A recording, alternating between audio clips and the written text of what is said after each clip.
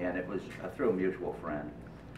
It happens that I do some work on this, you know, away from the police department, and he's helped me on occasion, and I've helped him on occasion. So, you know, we hold that kind of relationship. So when you heard who the suspect was, did you immediately realize that was? I didn't even put that together initially because I know Lee, but I didn't know his children. And there's a number of Deans, you know, in Sioux City, and I did not put that together until, you know, I was told that those were his boys. Have you had a conversation with Lee? Yeah, yeah.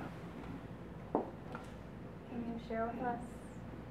No, he was apologetic that obviously, you know, that the whole incident happened, and apologized. You know, was sorry that obviously it was Kevin, my son, that was, you know, involved in this. Did you accept his apology? Well, it was an amiable conversation, you know. I guess I have to evaluate the facts, you know. And you don't want to share your reaction to his capture this morning either? No. What do you think would be, and this is for either of you, the appropriate punishment for Jamal? What would you like to see happen to him? I think the guy needs to have some time to evaluate some of the poor choices that he's made in his life. It's my understanding that he's got a lengthy criminal history, and I think that it's probably important for him to have some time to think about what he did, and hopefully have an opportunity to change his ways. Yeah, well, of course, he's putting it pretty politically correct, but, you know, there's obviously a price you pay. You know, the law sets out, you do this, you're going to pay in this fashion, and in my opinion, you know, and it doesn't make any difference if you're shooting at Kevin McCormick, he's shooting at a cop, you know, and he needs to, you know, there's a set of rules. You know, the law says you do this, you're going to pay this punishment. I say that he pays the punishment. Kevin, you talked about how excited you are to get back out there. Do you know when you're going to be back out on the streets, and are you nervous at all? You know, you can't help but have a little bit of apprehension. I believe that I'm cleared to return to duty on the 12th of this month. That's a Sunday. It's either the 12th or 13th.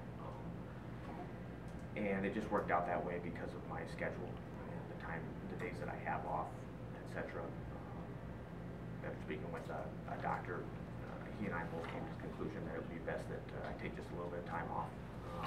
However, not too much. I've definitely been the guy that always likes to stand up, dust myself off, get back on the horse and ride again.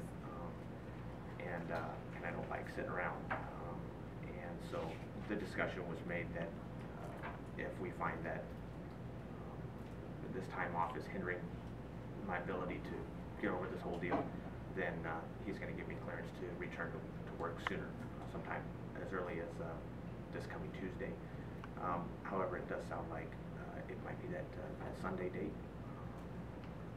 But yesterday, actually, I received information that the gal that approached my vehicle to tell me that the individual had ran towards the school.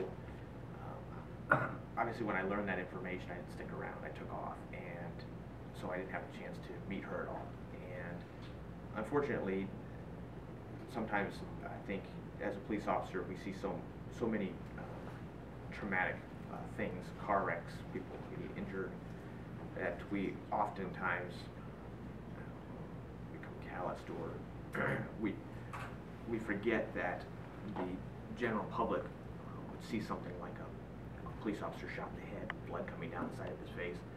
That could be very traumatizing, and that was indeed what happened with this gal. And so when I learned of this yesterday and learned that she had some difficulties kind of getting over this deal, they were able to give me her name and information, and I ended up going to her house yesterday and visiting with her for a short period of time to let her know that I was okay, and to thank her for taking the steps that she did to alert us to where this guy was going.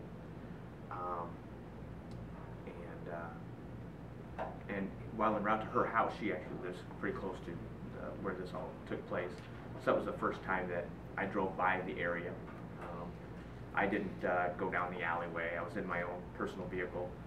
But my intention is actually, when I do return, it's the first place I'm going to go. I want to get that over with. I want to go to the area that happened and see how well my memory was as far as how everything was set up in that alleyway and proximity to dumpsters and parked cars and the houses and everything else, just to kind of get that out of the way. No doubt about it, first couple of traffic stops, probably going to be a little intense, but at the same time I make a ton of traffic stops, and generally speaking they all go pretty smoothly. I'll be a little more sensitive to the possibilities, I think, after all this, but I don't believe that it's going to hinder my ability to